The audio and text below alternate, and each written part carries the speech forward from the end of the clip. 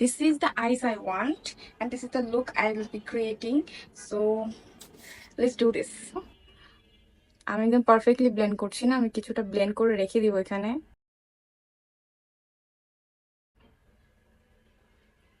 Okay. Basic highlighting is done. I'm going a little heavier with contour because contouring is the key for this look.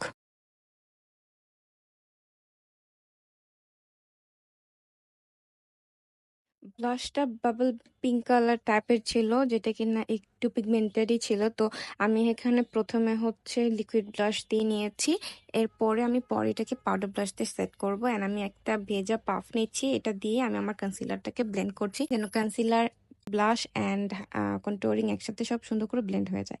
এখানে আমি হচ্ছে powder নিচ্ছি একটা dry পাফে and ফেসটাকে ভালো মতো set করে নিচ্ছি।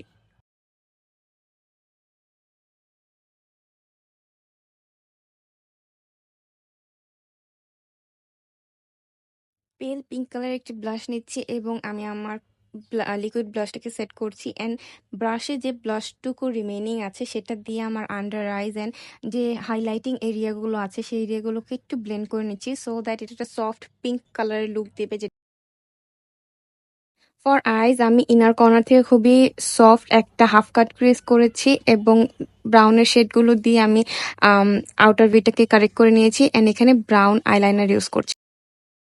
This look is coming together and look at the eye. Oh my god, I love this. Now I will put another lash here. Under আমি ব্রাউনের কয়েকটা শেড মিক্স করে দিয়ে নিচ্ছি অ্যান্ড এরপরে আমি মাস্কারা দিয়ে নিব আপার ল্যাশ এবং লোয়ার ল্যাশ লাইনে।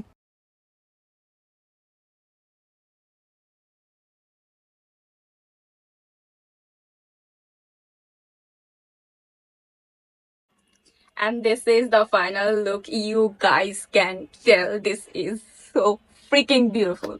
Definitely at this point I'm looking like a Barbie doll. I don't know I came near to the look or not, but আমার অনেক অনেক বেশি সুন্দর লাগতেছে নিজেকে। Look at her, she is gorgeous, beautiful, and this is my look, little on the softer version of this one.